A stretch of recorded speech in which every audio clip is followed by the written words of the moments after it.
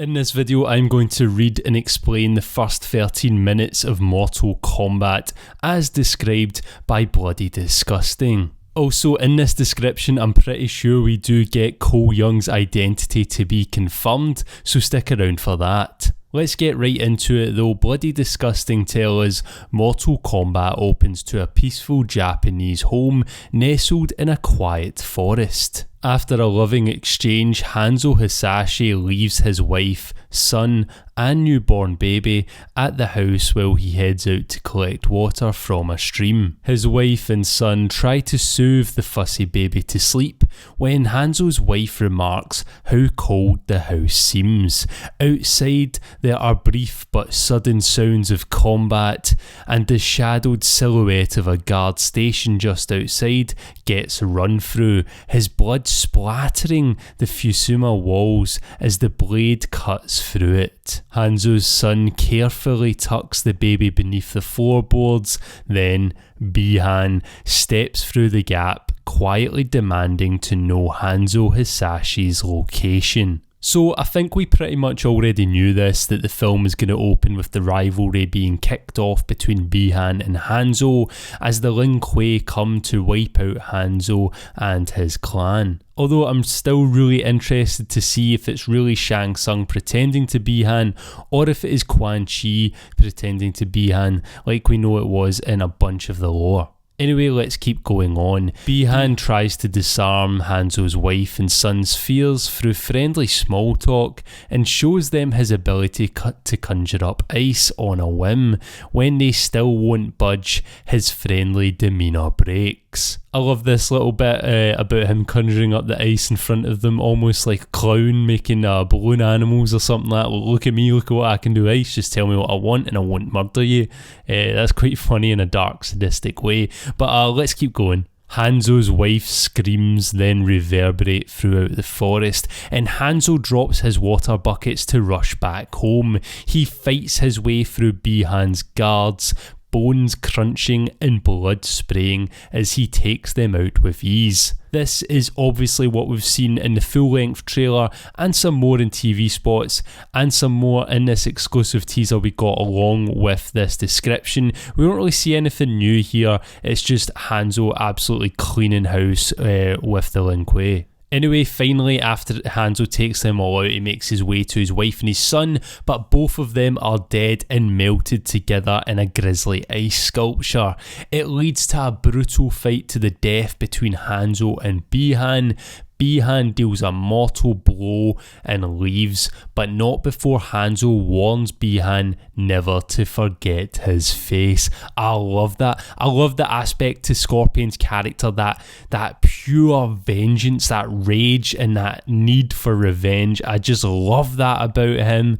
Like, come on, if anyone hurt your family in this way, you'd be the exact same. You'd just be full of pent-up rage and aggression, and I love that to his character, and I really hope that comes across through his character throughout the movie. Anyway, we carry on with this scene description. The baby underneath the floorboards cries out, but Hnazo perishes before he can get to the baby. His body erupts in flames and dissipates into ash. Then lightning touches down, Raiden arrives, retrieves the baby, then zaps out again. Cue title cards. Honestly, obviously this is a condensed description of the opening 13 minutes for Mortal Kombat, but it sums it up very nicely.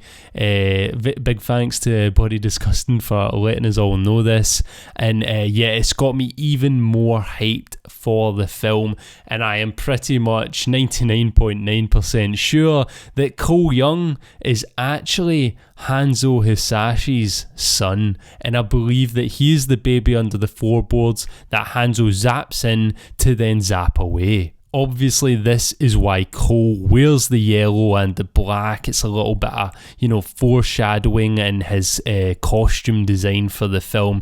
This is obviously where his connection to Scorpion comes from, why he's having visions of him, and why we see him fighting alongside Scorpion against Sub-Zero in those trailers. And it's just there's something really poetic in that when Scorpion is back, he's been resurrected to exact his vengeance vengeance on Bihan, and when he comes back for this vengeance, his son is now grown up and he gets to fight alongside his son to get his revenge for his other sibling and his mum and obviously Hanzo's wife. And yeah, there's something really emotional in that, and I think that really makes for an awesome, emotional, brutal showdown at the end of the film. But let me know what you think. Are you pretty sure, like me, that Cole Young is Hanzo's son, or do you still believe that he could be someone else? There's also some quotes here from the director. As he explains, he said, "There's a couple of things going on here in the opening 13 minutes. One is the story and one is the stylistic approach. Those are fundamental story things that pay off that we come to see later."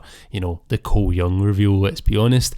And then stylistically, what I wanted to say in those 13 minutes was that it's a beautiful cinematic elevated rendition of the brutality and the power of what Mortal Kombat is, and you just love to hear it. It sounds like everyone involved really knew what Mortal Kombat meant, especially to the die-hard fan base, and it sounded like every single one of them involved, from director all the way down, really wanted to give us something true to those games and true to the lore, while doing a few things its own way. And yeah, you've got to commend them for that. I'm really looking forward to it.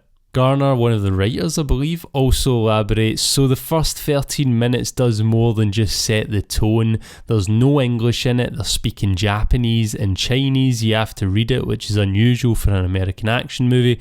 Happy with that. The more legitimate it seems, the more realistic it seems, the better it grounds all of this crazy fantastical stuff. So I'm very happy with that. Subtitles have never bothered me. I've watched a bunch of foreign stuff. So yeah, no problems there. Sounds great to me. He continues on saying, "You're setting up romance, you're setting up tragedy, you're setting up this long-standing hatred from one another.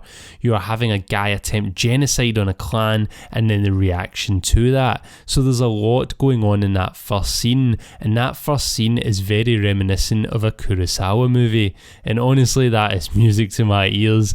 I mean, if it's anything like a Kurosawa movie, like, just the cinematography, the blocking, just everything, all the mise en scene that is involved in those great movies, if there's anything like that in here, anything close to it, then I think we're in for a really good time. They go on to talk a little bit about the fights that we will see throughout the film as well. As they state, when you go later into the film, each fight is treated this way. It's a different way. Who's fighting, what style it is, what's happening in the scene, what should that look like. Apparently there's a hand-to-hand fight in this movie that is so brutal that it is like nothing they've ever seen before. So, this could all be pillow talk, just schmoozing us to really get hyped, but I'm kind of believing them. They go on to say it's intense and violent and messy and disturbing, which is totally different than the scene you saw, talking about the 13 minutes, which is different than the end scene, which is different from the middle scene. So there's a lot of difference and a lot of scene in there, but basically what they're trying to say is each fight's going to have its own story, its own feel, and its own sort of cinematography, I believe, and levels of gore, obviously blood and crunching punches are always going to be a part of each fight, but each fight's going to mean something a little bit different and hit just a little bit different, which I'm really, really excited for. I'm excited to see how these characters come across in each of their fighting styles, how they bounce off one another, and how that changes the pace of the film. We're never really sure what we're going to get into when a fight kicks off. They then go on to say, the opening 13 minutes, showcase the great fight choreography and all that, and the gore. It is just the tip of the iceberg. And we've heard this a few times now, and I'm really keen to see the rest of the iceberg. They also touch on Cole Young. McQuaid has said, "We felt that there was a need to go for the classic set as much as we could," talking about the roster. "There's a big opportunity with lots of characters. There's 80 odd characters in the game, and the games bring new characters in all the time." He said it's why they felt that they could bring a new character into this movie themselves, and they said it was just a great way for them to add a little extra to the story. So as I've said all along, I've had no problems with Cole Young being in this film. You know, the games do bring in new characters all the time, so why can't the films? And I feel like it'll be good for the audience to, you know, see this universe for the first time through a protagonist's eyes who's also seen all this stuff for the first time and who also is an outsider. Obviously, the fans, diehard fans, aren't outsiders. We know what's going on. We've got a general idea of what is going to happen and who people are, but it's just good to have that person you can kind of connect to. He's going to be like the most realistic character in this that we can all connect to and use as our conduit into this universe. They also touch on the score, saying that the 1995 film's beloved Techno Syndrome Mortal Kombat theme song will be used. Obviously, they've changed it up a little bit and stuff like that, but it's going to be used. We heard a little bit of it in the first Red Band trailer, and it sounded badass. So happy to hear that. But yeah, awesome that we finally heard more about Mortal Kombat, and this probably got me a little bit more hyped than seeing a trailer, because we knew the movie was going to start like this, but just hearing it described is awesome, and being able to read it together. And it's pretty cool to get a little hint at possibly who Cole Young is. I'm pretty sure he's Scorpion's son. I think a lot of people were saying that. A lot of people were saying he was maybe Takeda as well. Or, you know, just an ancestor of Scorpion, but it's closer than that. It seems like he's his son. Let me know in the comments who you think he is, and we'll all have a chat down there. If you enjoyed this video, please do leave it a like, and if you're new, subscribe. As always, thank you very much for watching, and good night.